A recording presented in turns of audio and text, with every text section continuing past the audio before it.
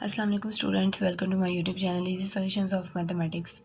हम लोग करें chapter number 7 Fourier transform and its applications. उसके अंदर मैं आपको एग्जांपल नंबर 4 तक करवा चुकी हूँ, सारा पीछे से properties, example number 1, example number 2, उसके बाद हमने 4 की थी और अब मैं आपको 5 करवा रही हूँ। अगर आपने अभी तक वो वीडियोज़ नहीं देखी तो मेरी प्ले लिस्ट जो है फोरियर ट्रांसफॉर्म वाली, उसके अंदर सारी वीडियोज़ पड़ी हुई हैं, आप वहाँ पर जाकर देख सकते हैं।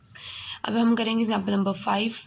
एग्जांपल नंबर 5 में क्या है, find the Fourier transform of g of x is equal to a divided by x square plus a square.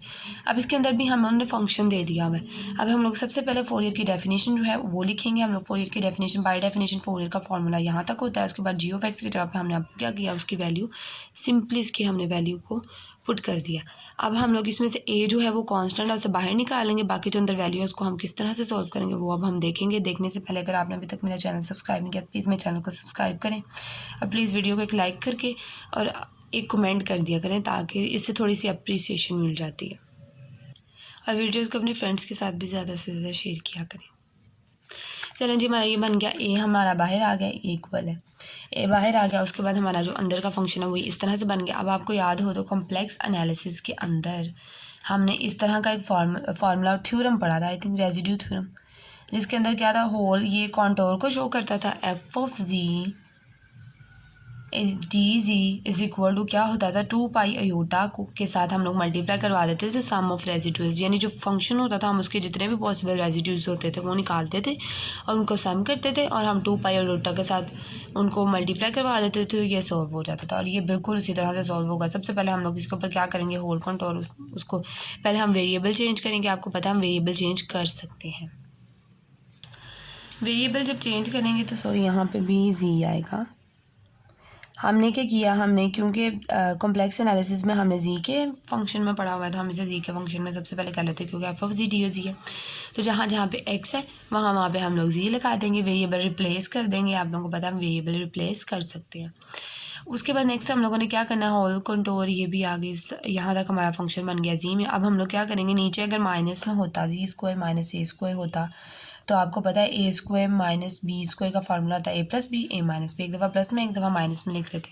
लेकिन अगर दरमियान में प्लस हो तो अयोटा आता है दोनों के साथ, एक दफ़ा प्लस में भी अयोटा आता है जो दूसरी वैल्यू होती है और माइनस में भी अयोटा आता है। ये बात भी आपको पता होगी क्योंकि हम पहले ये काफ़ी दफ़ा कर चुके हैं। उसके बाद हम नीचे जितने फैक्टर्स बनते हैं, नीचे 2 फैक्टर्स बने हैं, 2 बने हैं तो अब इसके रेजिड्यू भी 2 निकलेंगे, एक इसके अकॉर्डिंग एक इसके अकॉर्डिंग। सबसे पहले हम लोग जी की वैल्यूज़ निकालते हैं। अगर हम जी प्लस अयोटा ए को इक्वल टू 0 रखें तो यहाँ से हमारे पास g is equal to minus iota a आ जाएगा और यहाँ से हमारे पास g is equal to plus iota a आ जाएगा। तो एक दफ़ा हमने जो जी की पॉजिटिव वैल्यू के और एक दफ़ा जी की नेगेटिव वैल्यू के अकॉर्डिंग हमने उसके 2 रेजिड्यूज निकालने हैं। अब हम देखेंगे रेजिड्यू किस तरह से निकालते थे, थोड़ा सा साथ रिमाइंड भी करवा दूंगी। Residue of the function at g is equal to अयो, यानी पहले हम लोग इससे निकली हुई जो वैल्यू है अयोटा ए के अकॉर्डिंग निकाल रहे हैं। किस फैक्टर से वैल्यू निकली है, इस फैक्टर से वैल्यू निकली है, उस फैक्टर को हम लोगों ने मल्टीप्लाई करवाना है पूरे फंक्शन के साथ और उसके ऊपर लिमिट अप्लाई कर देनी है जो जी की वैल्यू है। जी इज इक्वल टू अयोटा ए है तो जी अप्रोचेस टू अयोटा ए। उसके बाद हमारी जो वैल्यू है जी माइनस अयोटा ए, वो फैक्टर लिख देना पूरा, वो पूरा फंक्शन लिख देना। इसके अंदर फिर हमारे पास क्या होगा कि जी माइनस अयोटा ए, ये वाली वैल्यू इस वैल्यू से कैंसिल हो जाएगी और हम लोगों ने इसके ऊपर लिमिट अप्लाई कर देनी है। अब अयोटा एक्साई जो है वैसे ही था, एक्स की जगह पे हमने उसकी लिमिट अप्लाई कर दी जो कि क्या थी, जी अप्रोचेस टू, यहाँ पे भी जी आएगा। ये बात आप लोगों ने ध्यान में रखनी है, यहाँ पे मिस्टेक नहीं करनी। जी की जगह पे अयोटा ए आ गया, यहाँ पे अयोटा ए आ गया और यहाँ पे नीचे क्या है जी प्लस, यहाँ पे भी जी की जगह पे हमने अयोटा ए लगा दिया। उसके बाद क्या हुआ, अयोटा अयोटा मल्टीप्लाई होता है अयोटा स्क्वायर और अयोटा स्क्वायर की वैल्यू क्या होती है, अयोटा स्क्वायर की वैल्यू होती है -1।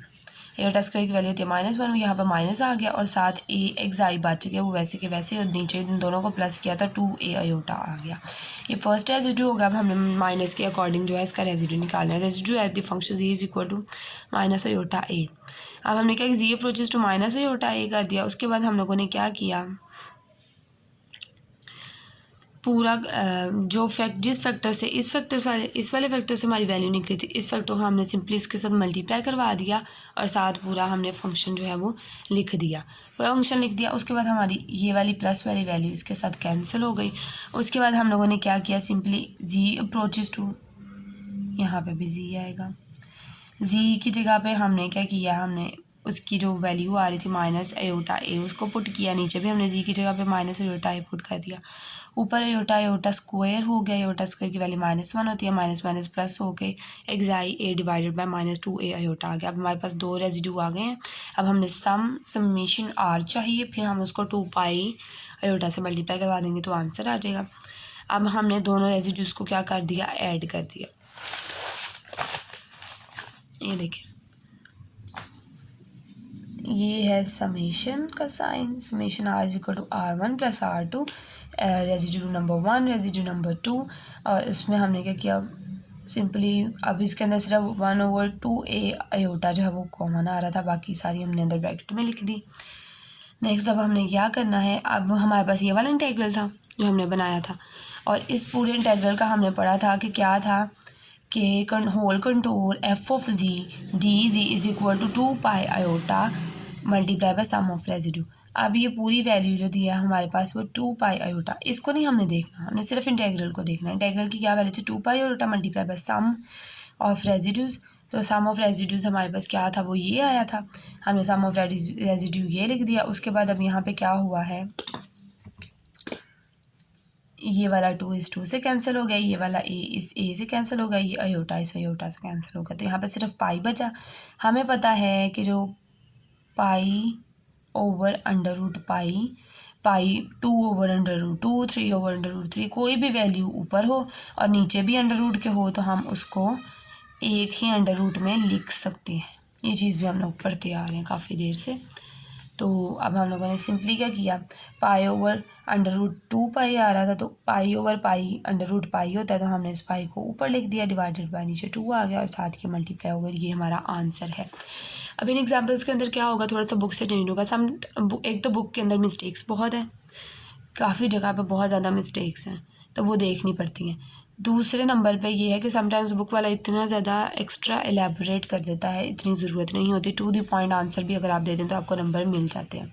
अब इस एग्जाम्पल में थोड़ी सी प्रॉब्लम थी बुक के अंदर, दैट्स वाई मैंने आपको सॉल्व करके बता दिया है कि इसका आंसर यहाँ तक आएगा और यही इसका आंसर है। यहाँ तक आप करेंगे तो आपका क्वेश्चन बिल्कुल ठीक है। उम्मीद है कि आप लोगों को समझ आ गई होगी। अभी भी कोई स्टिल क्वेश्चन है तो कमेंट सेक्शन में मुझसे पूछें। वीडियो को लाइक करें, चैनल को सब्सक्राइब करें, एक अच्छा सा कमेंट अगर आप लोग करना चाहते हैं तो वो भी करें, और अपने फ्रेंड्स के साथ ज़्यादा से ज़्यादा मेरी वीडियोज़ को शेयर करें और मुझे सपोर्ट करें। Thank you so much.